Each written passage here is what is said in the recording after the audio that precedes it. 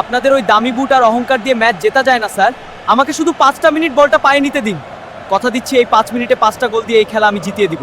মুখ সামলে কথা বল। রাস্তার ভিখারি তুই আসছিস 5 মিনিটে 5 গোল করতে। 5 গোল কিভাবে সম্ভব? তোর এই অবস্থায় মাঠে ঢোকার সাহস কিভাবে হলো? সিকিউরিটি এর মাঠের বাইরে নিয়ে যা। ঠিক আছে স্যার, ঘড়ি ধরে রাখুন। এই 5 মিনিটে আমি একটা নয় 5টা গোল করে দেখাবো। তুই যদি এই 5 মিনিটে একটা গোল করে দেখাতে পারিস তাহলে আমি সবার সামনে কথা দিলাম এই মাঠে আর কোনোদিন মুখ দেখাবো না। কল্পনা করুন একটি বিশাল স্টেডিয়াম, ফ্লাড লাইটের তীব্র আলোয় পুরো মাঠ যেন দিনের মতো আলোকিত। হাজার হাজার দর্শকের গগন বিদারী গর্জন। কোটি টাকার টুর্নামেন্ট। মাঠের এক প্রান্তে দাঁড়িয়ে আছে বিশ্বের নামি দামি সব তারকা খেলোয়াড়, আর তাদের ঠিক সামনে দাঁড়িয়ে আছে 15 বছরের এক শীর্ণকায় গায়ে কিশোর। গায়ে সাধারণ একটি গেঞ্জি আর পায়ে কোনো দামি বুট নেই। দলের হার প্রায় নিশ্চিত, সময় বাকি মাত্র 5 মিনিট, আর সেই ছেলেটি বুক চিতিয়ে আত্মবিশ্বাসের সাথে বলছে, আমাকে শুধু 5টা মিনিট সময় দিন, আমি 5টা গোল করে খেলা জিতিয়ে দেব। পুরো স্টেডিয়াম অবাক বিস্ময় তাকিয়ে আছে তার দিকে। কিন্তু এরপর যা ঘটল তা শুধু ইতিহাস নয়, তা এমন এক অলৌকিক দৃশ্য যা দেখলে আপনার চোখের পানি আটকে রাখা কঠিন হবে। কে এই ছেলে? কোথা থেকে এলো সে? চলুন ফিরে যাই গল্পের শুরুতে। পৃথিবীতে কিছু মানুষের জন্ম হয় আলো ছড়ানোর জন্য, কিন্তু নিয়তি মাঝে মাঝে সেই আলোকে এমন এক মেঘে ঢেকে দেয় যেখান থেকে ফিরে আসাটা এক অকল্পনীয় সংগ্রাম হয়ে দাঁড়ায়। আমাদের গল্পের নায়ক সাব্বির, বয়স মাত্র 15। এই বয়সে একটি ছেলের হাতে থাকার কথা বই, খাতা আর চোখে থাকার কথা রঙিন পৃথিবীর স্বপ্ন। সাব্বিরও ঠিক তেমনই ছিল।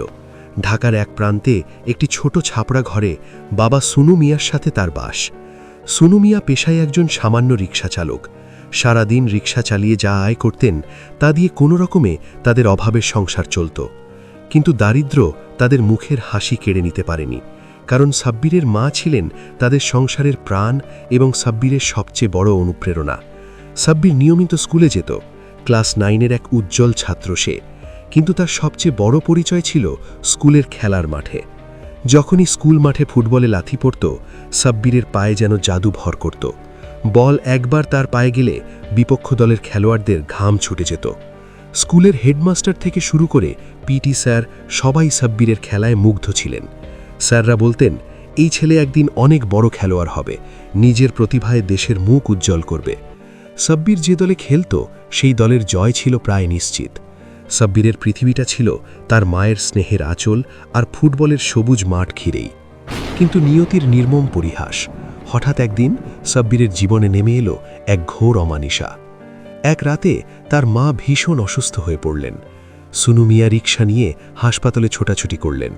ডাক্তাররা অনেক চেষ্টা করলেন, কিন্তু ভাগ্যের লিখন খণ্ডাবেকে সাব্বিরের মা তাদের ছেড়ে না ফেরার দেশে পাড়ি জমালেন। সে বিশ্বাসই করতে পারছিল না যে মা তাকে প্রতিদিন মাঠে যাওয়ার আগে মাথায় হাত বুলিয়ে দোয়া করে দিত সে আর কখনো তাকে ডাকবে না। মায়ের মৃত্যুর সাথে সাথে সাব্বিরের জীবনের সমস্ত আনন্দ যেন থমকে গেল। সুনু মিয়া মানসিকভাবে ভেঙে পড়লেন। সংসারে একজন মানুষের শূন্যতা যে কতটা ভয়ঙ্কর হতে পারে তা সাব্বির উপলব্ধি করতে শুরু করল। কয়েক মাস পর আত্মীয় স্বজনের চাপে এবং সংসারের হাল ধরার যুক্তিতে সুনু মিয়া দ্বিতীয় বিবাহ করলেন।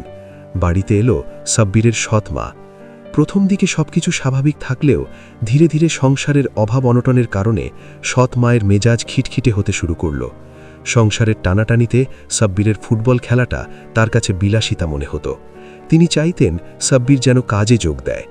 তোর বাবা সারাদিন রিকশা চালায় আর তুই সারাদিন মাঠে ফুটবল নিয়ে পড়ে থাকিস, এতে কি আমাদের অভাব দূর হবে? এমন কথা সাব্বিরকে প্রায়ই শুনতে হতো। সুনু মিয়া সারাদিন পরিশ্রান্ত হয়ে রাতে বাড়ি ফিরতেন, তাই সংসারের এই নীরব টানাপড়েন তার খুব একটা চোখে পড়ত না। আর সাব্বিরও তার বাবাকে কিছু বলতো না, কারণ সে জানত তার বাবা সংসারের ঘানি টানতে কতটা ক্লান্ত। ধীরে ধীরে অভাবের তাড়নায় এবং সৎ মায়ের কথায় অভিমান করে সাব্বিরের স্কুল যাওয়া অনিয়মিত হয়ে গেল। তার পায়ে আর বুট জুতো উঠল না। পরিবারকে সাহায্য করার জন্য সে এলাকার ভাঙারি কুড়ানোর কাজ শুরু করল। যে ছেলেটির পায়ে ফুটবল কথা বলতো সেই সাব্বিরের কাঁধে এখন একটি ময়লার বস্তা। সকাল হলেই সে বেরিয়ে পড়ে রাস্তায়। কাগজ, প্লাস্টিকের বোতল কুড়িয়ে যা পায় তা বিক্রি করে সংসারের জন্য টাকা নিয়ে যায়। সৎমা খুশি হন, কিন্তু সাব্বিরের ভেতরের স্বপ্নগুলো গুমড়ে কাঁদতে থাকে। মানুষের পেশা বদলালেও তার ভেতরের প্রতিভা তো আর মরে যায় না। সাব্বিরের শিরায় শিরায় তখনও ফুটবলের নেশা। একদিন কাজ শেষে সে তার পুরনো স্কুলের মাঠের পাশে গিয়ে দাঁড়াত, দেখত তার একসময়ের সহপাঠীরা মাঠে ফুটবল খেলছে। তারও ইচ্ছে করত ছুটে গিয়ে মাঠের মাঝখানে বলটা নিয়ে একটু কারিগরি করতে। একদিন সে নিজেকে ধরে রাখতে পারল না, বন্ধুদের কাছে গিয়ে বলল, দোস্ত, আমাকে একটু খেলতে দিবি? সাব্বির, আমরা তো এখন বড় টুর্নামেন্টের জন্য প্র্যাকটিস করছি।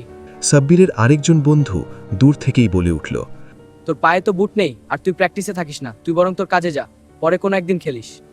কথাগুলো সাব্বিরের বুকে খুব বাজল। কেউ তাকে গালমন্দ করেনি ঠিকই, কিন্তু এই অবহেলা তাকে বুঝিয়ে দিল সে কতটা পিছিয়ে পড়েছে। সে নীরবে সেখান থেকে চলে এলো।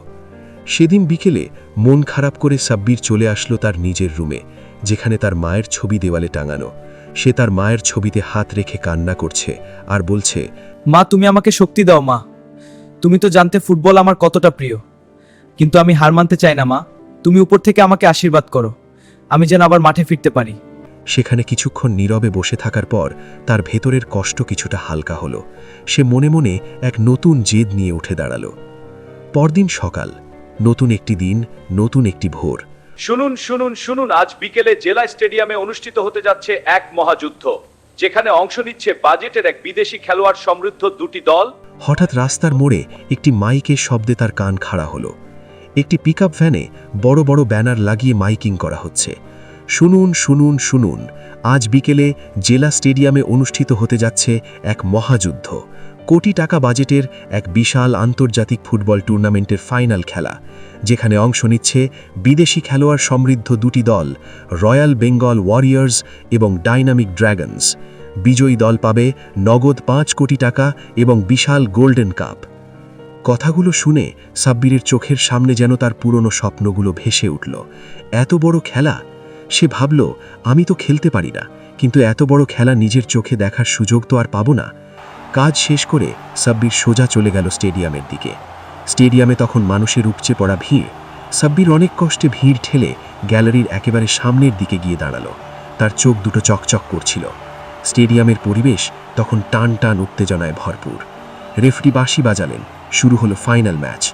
দুই দলেই হাড্ডাহাড্ডি লড়াই করছে, কিন্তু ডাইনামিক ড্রাগনস দলের বিদেশি খেলোয়াড়দের শক্তির কাছে রয়্যাল বেঙ্গল ওয়ারিয়র্স যেন একেবারেই টিকতে পারছিল না। প্রথমার্ধেই তারা 3টি গোল খেয়ে বসল। দ্বিতীয়ার্ধে খেলোয়াড়রা যখন মাঠে নামল, তাদের চোখে মুখে হতাশার ছাপ স্পষ্ট। দর্শকদের মধ্যেও পিনপতন নীরবতা। খেলা শেষের দিকে গড়াচ্ছে। হঠাৎ ডাইনামিক ড্রাগনস আরও একটি গোল করে বসল। Score line 4-0। সময় আর বেশি নেই, ঘড়ির কাঁটায় মাত্র 5 মিনিট। রয়্যাল বেঙ্গল ওয়ারিয়র্সের অধিনায়ক এবং মূল স্ট্রাইকার নীরব হতাশায় মাঠের ঘাসের উপর বসে পড়ল। 5 মিনিটে 4টে গোল শোধ করে ম্যাচ জেতা রীতিমতো অসম্ভব। ঠিক সেই মুহূর্তেই ঘটল এক অভাবনীয় ঘটনা।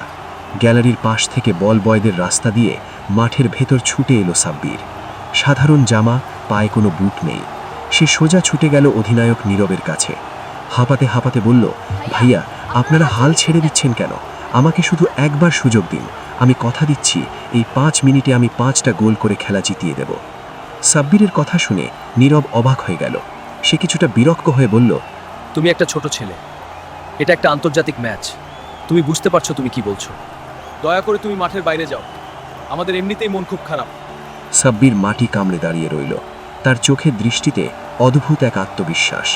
সে দৃঢ় কণ্ঠে বলল, ভাইয়া, আমার অবস্থা দেখে আপনাদের বিশ্বাস হচ্ছে না, কিন্তু আমি গ্যারান্টি দিয়ে বলতে পারি, আমাকে শুধু 5টা মিনিট বলটা পায়ে নিতে দিন প্লিজ। হঠাৎ পেছন থেকে দলের হেড কোচ মিস্টার রহমান এগিয়ে এলেন। তিনি সবকিছু শুনলেন। কোচ সাব্বিরের চোখের দিকে তাকিয়ে কি যেন একটা দেখতে পেলেন, এক প্রবল জয়ের ক্ষুধা। তিনি নীরবকে বললেন, থামো নীরব, আমাদের তো হার নিশ্চিত, আর মাত্র 5 মিনিট আছে। অনেকের মধ্যেই ঈশ্বরপ্রীতির আত্মবিশ্বাস তো দেখো, ছেলেকে একটা সুযোগ দিয়ে দেখতেই বাকি কি। কোচের কথায় সবাই স্তব্ধ হয়ে গেল। কোচের নির্দেশে রেফরিকে বলে বিশেষ অনুমতি নিয়ে সাব্বিরকে বদলি খেলোয়াড় হিসেবে মাঠে নামানো হলো। দর্শকদের মধ্যে কানাঘুষি শুরু হয়ে গেল। আরে দেখো, ওয়ারিয়ার্সরা কি ম্যাচ ছেড়ে দিল? একটা অচেনা কিশোরকে নামিয়েছে গোল শোধ করতে। কিন্তু সাব্বিরের কান সেদিকে নেই। সে চোখ বন্ধ করে একবার তার মায়ের মুখটা স্মরণ করল। মা যেন আকাশ থেকে তাকে বলছে, যা বাবা, দেখিয়ে দে তোর প্রতিভা। রেফারির বাঁশি বাজল। খেলা আবার শুরু হলো। বল পেল রয়্যাল বেঙ্গল ওয়ারিয়ার্সের এক মিডফিল্ডার। সে কোচের কথা মতো বলটা সাব্বিরের দিকে বাড়িয়ে দিল। বল পায়ে পেতেই সাব্বিরের যেন রূপান্তর ঘটে গেল।